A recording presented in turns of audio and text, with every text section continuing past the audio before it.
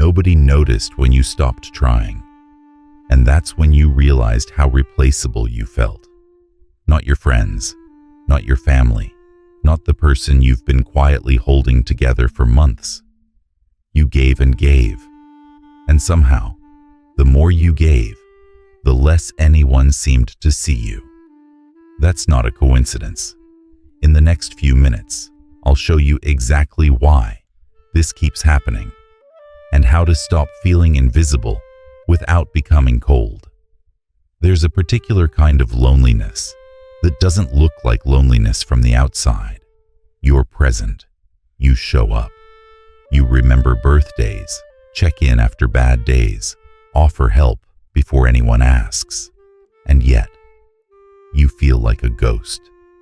People lean on you. They call when things fall apart. They say things like, "I don't know what I'd do without you." But they don't ask how you're doing. They don't notice when you go quiet. They don't reach back. And the worst part, you've started to wonder if it's your fault, if you're somehow too much and not enough at the same time. Here's what nobody told you. You're not invisible because you're unlovable. You're invisible because you trained people to never have to look for you. There's a woman. Let's call her Maya. Maya was the person everyone counted on. She picked up shifts when coworkers called in sick. She listened to her friends' relationship problems at midnight. She never asked for anything in return because asking felt selfish. Asking felt like burdening people. One evening, Maya had the worst day of her year.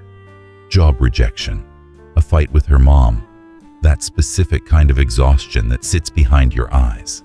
She waited for someone to notice. No one did.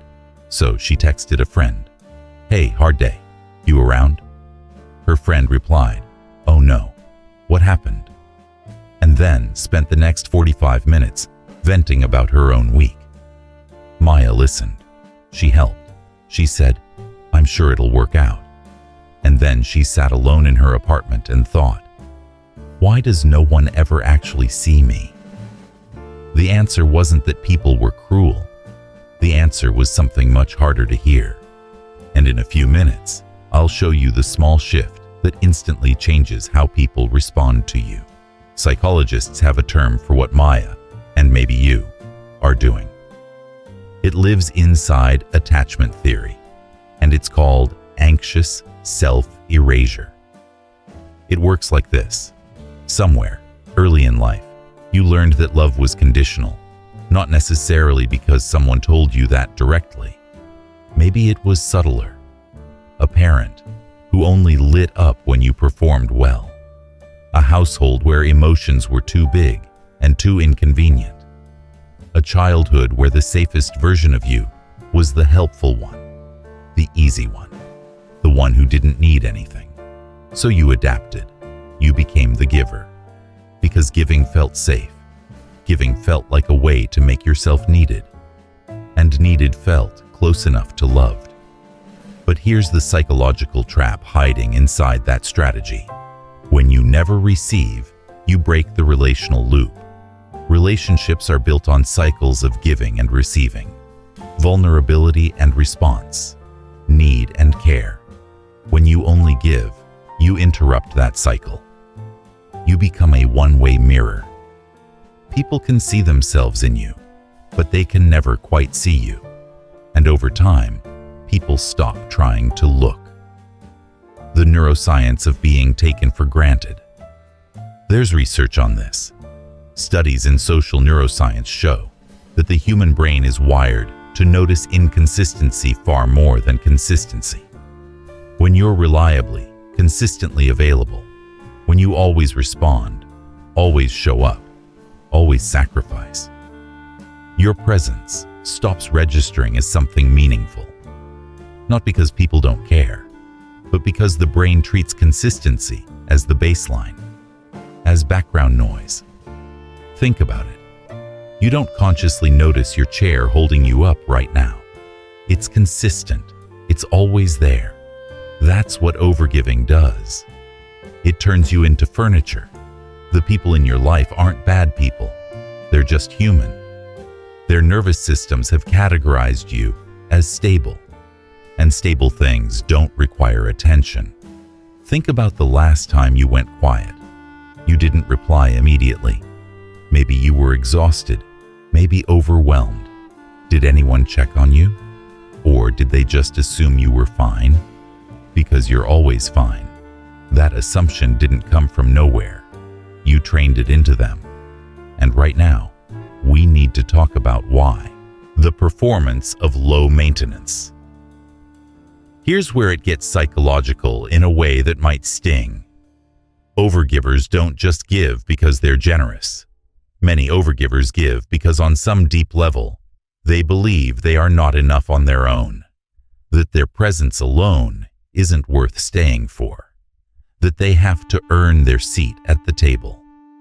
Dr. Harriet Breaker, who studied self-defeating behavior patterns, described this as the disease to please, a compulsive need for external validation disguised as generosity. You think you're being selfless, but often underneath that, you're managing a quiet terror. What if I stop giving and they leave? So you keep giving. You keep being useful. You keep making yourself indispensable. And the cruelest irony? The more indispensable you make yourself, the more invisible you become. Because indispensable is a function, not a person. And the first step to changing this isn't becoming cold. It's becoming slightly less automatic, pausing before you immediately fix, rescue, or respond. Not to punish anyone, but to create a small gap where you can exist. Let me ask you something uncomfortable. If you disappeared for a week, completely went silent, stopped reaching out, stopped responding, who would panic? And who would just adjust? Sit with that.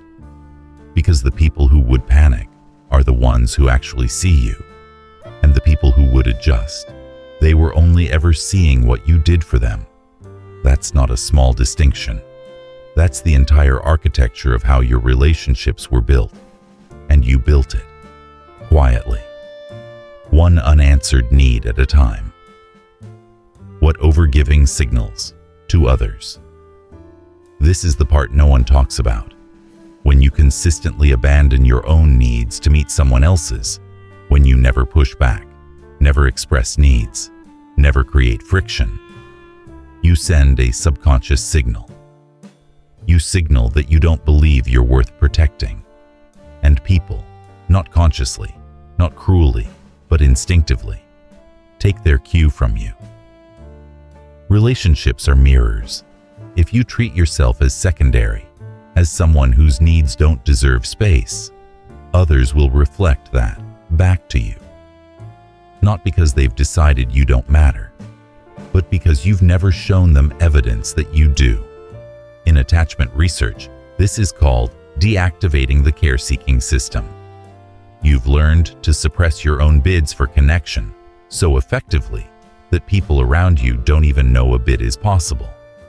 You've taught the people in your life that you don't need care, and they believed you. Here's the example that makes this real.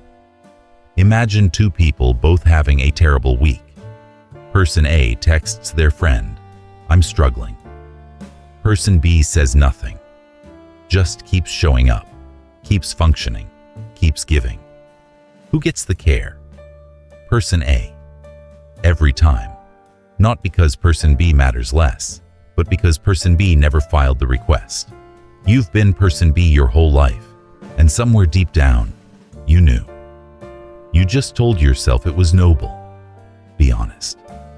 When was the last time you let someone see you at 60% instead of 100%? When was the last time you said, "I can't right now," and meant it, without guilt eating you alive for the next 3 days? If you can't remember, that's not discipline, that's disappearance. Why vulnerability feels dangerous. So why don't you just ask for what you need? Because for you, vulnerability doesn't feel like connection. It feels like risk. Somewhere in your past, need wasn't safe. It was too much. It disappointed someone.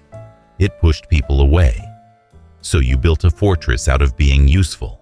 You decided, if I'm valuable enough, easy enough, low maintenance enough, no one will leave. But the fortress kept love out too. The invisible weight. This is what overgiving feels like. Exhaustion you can't explain because you seem fine. Resentment you feel guilty for, watching others receive the care you quietly crave. Crying and not knowing why. It's screaming in a soundproof room. You're not broken. You're burned out from playing a role that was never meant to be permanent. So, what changes? Not your generosity, your why. You stop giving from fear, from the belief that you have to earn your place, and start giving from choice. You let yourself be seen in small ways. I'm struggling. I need help. That hurt. And you let people respond. Because people don't fall in love with your usefulness. They fall in love with your realness. That's intimacy. You weren't invisible because you were too little. You were invisible because you kept shrinking. One sacrifice, one swallowed need, one "I'm fine" at a time. Some people only value what you do for them. When you stop performing, they'll step back. Let them. What leaves when you drop the role was never staying for you. Stop auditioning for love. If they only valued your usefulness, let them lose access to it.